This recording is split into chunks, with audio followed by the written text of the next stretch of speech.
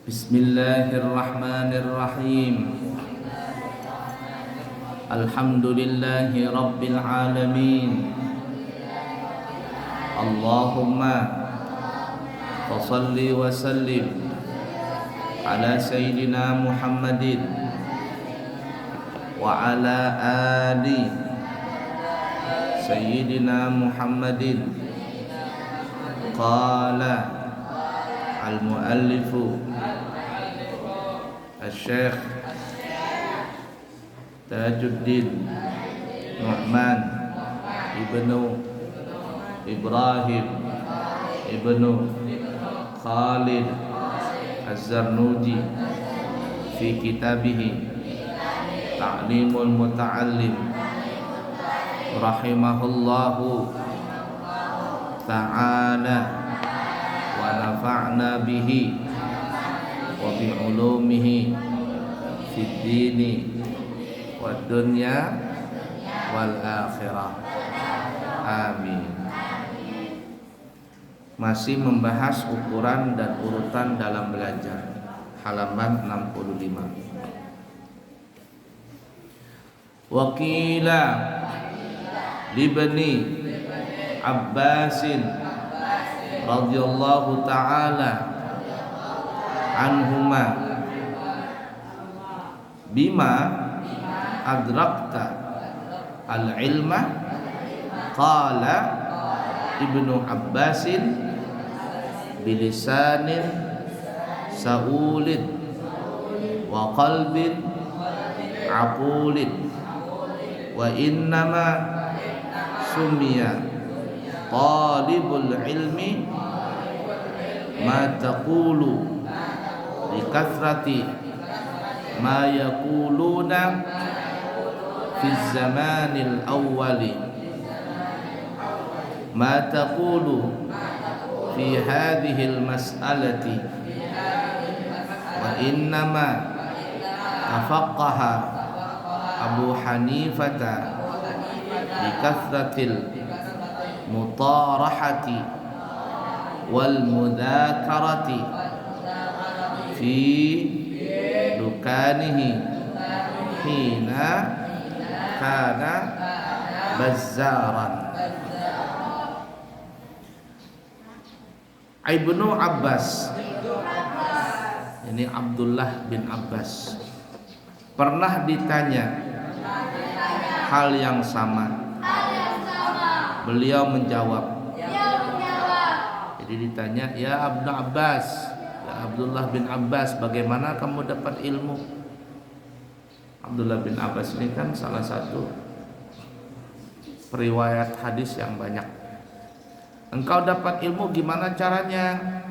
Supaya dapat ilmu banyak itu gimana? Apa kata beliau? Beliau menjawab, lisan yang banyak bertanya. Jadi kalau orang kepingin dapat ilmu, banyak bertanya, tapi tanyanya yang bagus. Tapi kalau orang belajar diam aja, atau orang belajar dia ngobrol begitu, atau orang belajar dia tidur mengantuk, ini nggak bakalan dapat ilmu. Jadi banyak bertanya. Pepatah zaman dulu mengatakan, malu bertanya sesat di jalan.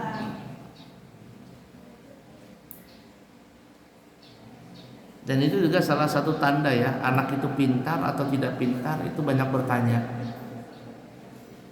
Coba kamu lihat anak kecil yang umur 2 tahun, 3 tahun, menunjukkan anak itu aktif, anak itu cerdas, dia banyak bertanya. Mama, itu apa? Abi, apa itu? Nah, itu dia pintar berarti.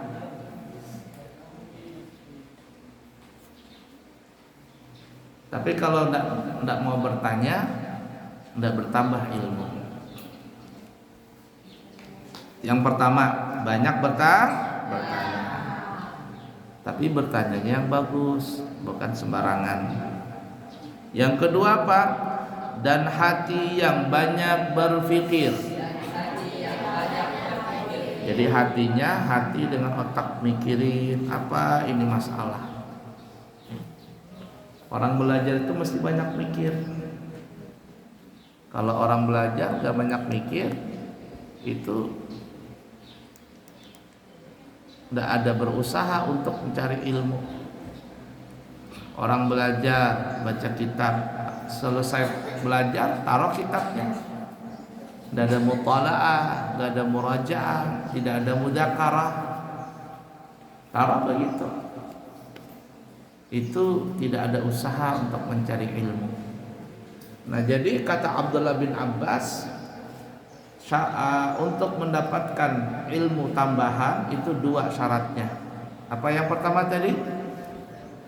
Kasratis saul, bilisanin saul, lisan yang banyak bertanya. Yang kedua, qalbun aqul, hati yang selalu banyak berpikir. Wa inna masumya talibul ilm. Para santri zaman dahulu sering bertanya dengan pertanyaan berikut. Bagaimana pendapatmu tentang masalah ini? Jadi zaman dulu santri itu kalau ingin mendapatkan ilmu dia banyak bertanya. Kenapa guru bisa begini? Apa sebabnya? Saya bertanya apa hukumnya? Kalau dia bertanya itu berarti dia otaknya jalan, dia berpikir. Tapi kalau seandainya belajaran begitu, kata gurunya ada yang perlu ditanyakan, malah bengong. Itu berarti orang tadi otaknya nggak berpikir. Jadi mesti sering bertanya.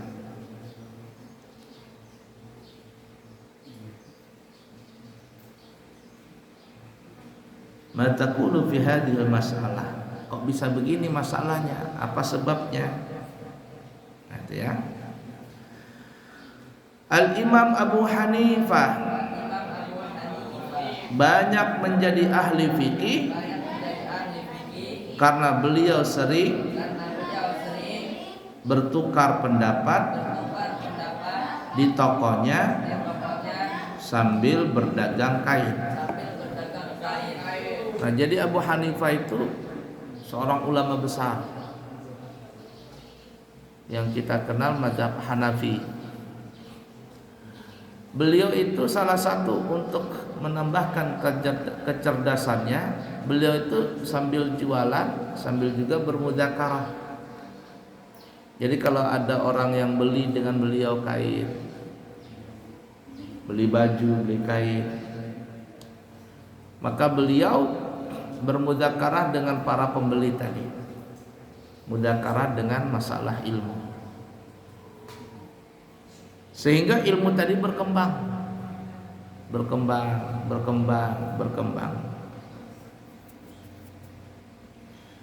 Di kota Tarim kan ya, apalagi zaman dulu ya, zaman dulu ada di Tarim itu namanya Pasar Tarim. Itu di Tarim, di pasarnya kota Tarim, Hadramaut. Penjualnya itu adalah orang-orang alim, mufti-mufti,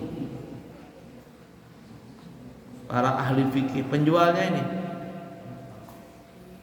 Jadi kalau tidak ada yang pembelinya, mereka baca Quran, mereka baca kitab Ihya Ulumuddin, mereka membaca kitab Minhaj, mereka baca hadis kalau tidak ada pembeli. Jadi ketika berjualan saja, membuka toko itu selalu dihiasi dengan ilmu. Ketika berhadapan dengan penjual, maka mereka berjual dengan transaksi yang syar'i, dengan transaksi yang diajarkan oleh Nabi ya, tawar menawar dengan adab, kemudian berbicara dengan ilmu, maka di dalam jual belinya pun itu mendapatkan pahala. Di pasarnya itu sudah jadi pahala. Kalau di pasarnya saja di kota Tarim itu, di waktu itu ya, zaman Habib Abdurrahman Segaf, pasarnya saja itu sudah sebagai madrasah, sebagai sekolahan, itu di pasar tuh ya. Lalu bagaimana kalau di masjid? Maka di masjid itu lebih banyak lagi ilmu yang didapat. Nah itu tuh. Tapi kebalikan zaman sekarang. Kalau zaman sekarang jangankan di pasar, di masjid aja jadi pasar. Masjid jadi pasar, apalagi pasar. Tahu nggak maksudnya masjid jadi pasar? Masjidnya itu tempat transaksi orang jual beli, di halaman itu, di teras musola, teras masjid. Orang jual makanan, minuman, ribut, orang sholat, dia nggak sholat, penjualnya nggak sholat. Jual bakso, jual nasi goreng, jual macam-macam.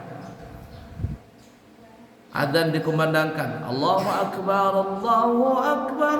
Penjualnya nggak sholat, penjualnya nggak sholat, pembelinya nggak sholat. Ketika air basuhan untuk cuci piringnya habis, ngambil airnya kemana? Ke masjid. Penjualnya nggak sholat, sudah nggak sholat, nggak pernah nyumbang ke masjid. Air cuciannya habis, ngambilnya kemana? Parah sekali seperti ini.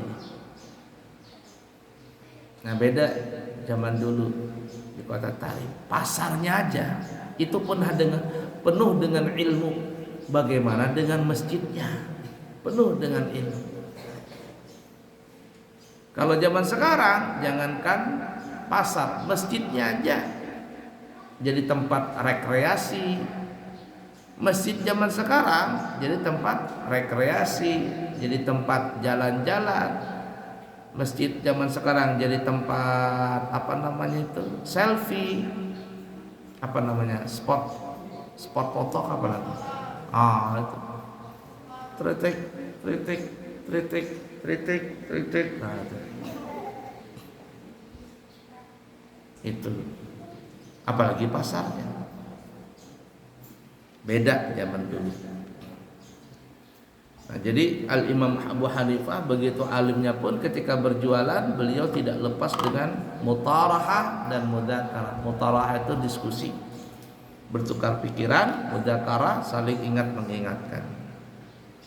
Wallahu a'lam bishawab. Sallallahu alaihi wasallam Muhammadin wa ala alihi wasallam. Walhamdulillahi rabbil alamin.